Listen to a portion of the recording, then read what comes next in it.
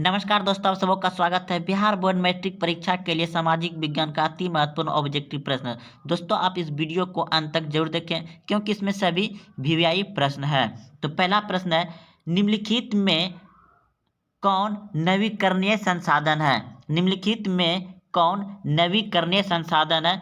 तो इस प्रश्न का उत्तर हो जाएगा आपका ऑप्शन नंबर सी, बिल्कुल सही है। जल नवीकरणीय संसाधन है। जो शुद्ध प्राकृतिक रूप से पाया जाए उसे नवीकरणीय संसाधन कहते हैं। कोयला भी हो सकता है, लेकिन जब जल ऑप्शन नहीं रहेगा तो आप कोयला टिक लगा सकते हैं। तो इस प्रश्न का उत्तर होगा अभी जल, क्योंकि जल शुद्ध रूप से प्राकृतिक रूप में पाया जाता है। अगला प्रश्न है कि तारापुर परमाणु विद्युत केंद्र है। तारापुर परमाणु विद्युत केंद्र है तो महाराष्ट्र में। ऑप्शन नंबर बी बिल्कुल सही है, महाराष्ट्र में है। अगला प्रश्न है, पंजाब में भूमि नवीकरण का मुख्य कारण है। तो ऑप्शन नंबर डी हो जाएगा। पंजाब में भूमि नवीकरणीय का नवीकरण मतलब कि पानीपन होना, तो अधिक सिंचाई। पंजाब में प्रश्न क्या था देखिए एक बार फिर से छोटा कर रहे हैं। तो पंजाब में भूमि नवीकरण का मुख्य कारण है अधिक सिंचाई। ऑप्शन नंबर डी बिल्कुल सही है, अधिक सिंचाई। अगला प्रश्न देखिए, मानव शरीर में जल की मात्रा होती है। मानव शरीर में जल की मात्रा होती है तो 65%। 65%। अगला प्रश्न है, हीराकुंड बांध है। हीराकुंड बांध है तो उड़ीसा में है। ऑप्शन नंबर डी सही है। हीराकुंड बांध कहाँ है? उड़ीसा में। अगला प्रश्न है, सुंदरवन या इसे सुंदरवन डेल्टा भी कहा जाता है, ये कहाँ है? तो पश्चिम बंगाल में है। सुंदरवन डेल्टा कहाँ है? पश्चिम बंगाल में। या सुंदरवन कहाँ है? पश्चिम बंगाल में। ऑप्शन नंबर बी सही है। द्वितीय पृथ्वी सम्मेलन कहाँ हुआ था? द्वितीय पृथ्वी सम्मेलन कहाँ हुआ था? तो इस प्रश्न का उत्तर हो जाएगा आपका न्यूयॉर्क में हुआ था। ऑप्शन नंबर ए सही है। अगला प्रश्न है, किस राज्य में वनों का सबसे अधिक विस्तार है? किस राज्य में वनों का सबसे अधिक विस्तार है? तो इस प्रश्न का उत्तर हो जाएगा आपका मध्य प्रदेश। मध्य प्रदेश में वन अधिक है, जंगल झाड़ जिसे कहते हैं। अगला प्रश्न है, पर्यावरण संरक्षण हेतु पहला विश्व शिखर सम्मेलन कहाँ हुआ था? तो इस प्रश्न का उत्तर हो जाएगा आपका ऑप्शन नंबर ए बिल्कुल सही है, स्टॉकहोम में। अगला प्रश्न है, 1992 ईस्वी में पृथ्वी सम्मेलन कहाँ हुआ था? 1992 ईस्वी में पृथ्वी सम्मेलन कहाँ हुआ था? तो रियो डी जेनेरियो।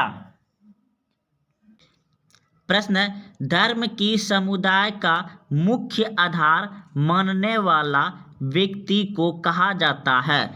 तो इस प्रश्न का उत्तर होगा आपका ऑप्शन नंबर बी बिल्कुल सही है, सांप्रदायिक कहा जाता है। अगला प्रश्न है, सांप्रदायिक राजनीति किस धारणा पर आधारित है? सांप्रदायिक राजनीति किस धारणा पर आधारित है? तो एक धर्म दूसरे धर्म में श्रेष्ठ है। एक धर्म में दूसरे धर्म श्रेष्ठ है, यही सांप्रदायिक राजनीति की धारणा पर आधारित है। अगला प्रश्न है आपका, भारत में मतदाता होने के न्यूनतम आयु क्या है? यानी भारत में वोट गिराने की उम्र क्या है? तो इस प्रश्न का उत्तर हो जाएगा आपका ऑप्शन नंबर सी बिल्कुल सही है, 18 वर्ष। अगला प्रश्न है, निम्न में से कौन सी एक बात लोकतांत्रिक व्यवस्था के अनुरूप नहीं है? निम्न में से कौन सी एक बात लोकतांत्रिक व्यवस्थाओं के अनुरूप नहीं है? तो इस प्रश्न का उत्तर हो जाएगा आपका बहुसंख्यकों का शासन। ऑप्शन नंबर डी सही है। अगला प्रश्न है, संघ सरकार का उदाहरण है। संघ सरकार का उदाहरण है तो अमेरिका। संघ सरकार का उदाहरण है अमेरिका। अगला प्रश्न है, सत्ता में साझेदारी सही है क्योंकि? सत्ता में साझेदारी सही है क्योंकि ऑप्शन नंबर ए सही है, यह विविधता को अपने में समेट लेती है। अगला प्रश्न देखिए, सांप्रदायिक राजनीतिक आधारित होती हैं, सांप्रदायिक राजनीतिक आधारित होती है, तो ए धर्म पर। किस पे होती है? धर्म पर। अगला प्रश्न है, भारतीय संविधान के अनुच्छेद 19 में देश के सभी नागरिकों को कौन सा मूल अधिकार दिया गया है? भारतीय संविधान के अनुच्छेद 19 में देश के सभी नागरिकों को कौन सा मूल अधिकार दिया गया है? तो इस प्रश्न का उत्तर होगा आपका ऑप्शन नंबर ए, बिल्कुल सही है। स्वतंत्रता का अधिकार दिया गया है, स्वतंत्रता का अधिकार दिया गया है, अनुच्छेद 19। अगला प्रश्न है, अंतर्राष्ट्रीय महिला दिवस किस तिथि को मनाया जाता है? अंतर्राष्ट्रीय महिला दिवस किस तिथि को मनाया जाता है? तो इस प्रश्न का उत्तर होगा आपका ऑप्शन नंबर बी, बिल्कुल सही है, 8 मार्च को। सत्ता में साझेदारी का अच्छा उदाहरण प्रस्तुत करने वाला राष्ट्र कौन सा है? सत्ता में साझेदारी का अच्छा उदाहरण प्रस्तुत करने वाले राष्ट्र कौन सा है? तो इस प्रश्न का उत्तर हो जाएगा आपका ऑप्शन नंबर सी, बिल्कुल सही है, बेल्जियम। प्रश्न है, भारत में योजना आयोग के अध्यक्ष कौन थे? भारत में योजना आयोग के अध्यक्ष कौन थे? तो इस प्रश्न का उत्तर हो जाएगा प्रधानमंत्री। भारत में योजना आयोग के अध्यक्ष कौन होते हैं? प्रधानमंत्री होते हैं। अगर पूछ दिया जाए कि वर्तमान में योजना आयोग का अध्यक्ष कौन है, तो नरेंद्र मोदी होगा। लेकिन योजना आयोग को हटा करके अब इसी जगह नीति आयोग लाया गया है। तो चलते हैं अगले प्रश्न की ओर। प्रश्न है, इनमें से कौन एक बीमारू राज्य नहीं है? तो बिहार बीमारू राज्य है, मध्य प्रदेश बीमारू राज्य है, उड़ीसा बीमारू राज्य है और कर्नाटक यह नहीं है। तो यहाँ पूछ रहा था नहीं, तो इसलिए ऑप्शन नंबर सी सही है। तो इनमें से कौन एक बीमारू राज्य नहीं है? तो कर्नाटक बीमारू राज्य नहीं है। अगला प्रश्न है, ऊर्जा के मुख्य स्रोत क्या है? ऊर्जा के मुख्य स्रोत क्या है? तो कोयला, पेट्रोलियम, विद्युत, इनमें सभी। ऑप्शन नंबर डी सही है, इनमें सभी हो जाएगा। अगला प्रश्न है, निम्नलिखित में कौन बीमारू राज्य है? तो निम्नलिखित में कौन बीमारू राज्य है? तो इस प्रश्न का उत्तर हो जाएगा आपका ऑप्शन नंबर डी, बिल्कुल सही है, इसमें बीमारू राज्य है बिहार। ऑप्शन नंबर डी सही है। प्रश्न है कि योजना आयोग को भंग कर कौन सा आयोग बना? ये शुरू में ही बता चुके दोस्तों, कुछ ही देर में। योजना आयोग को भंग कर कौन सा आयोग बनाया गया है? तो इस प्रश्न का उत्तर हो जाएगा आपका ऑप्शन नंबर ए, बिल्कुल सही है, नीति आयोग बनाया गया है। योजना आयोग को भंग करके कौन सा आयोग बनाया गया है? NITI Aayog. Option number A सही है। अगला प्रश्न है, राष्ट्रीय विकास परिषद का गठन कब हुआ था? राष्ट्रीय विकास परिषद का गठन कब हुआ था? तो इस प्रश्न का उत्तर हो जाएगा आपका ऑप्शन नंबर सी, 1952 ईस्वी में। 1952 ईस्वी में हुआ था। बिहार की जनसंख्या 2011 की जनगणना के अनुसार कितनी है? तो इस प्रश्न का उत्तर हो जाएगा आपका ऑप्शन नंबर बी, बिल्कुल सही है। प्रश्न है, बिहार के विकास में एक बहुत बड़ी बाधा है।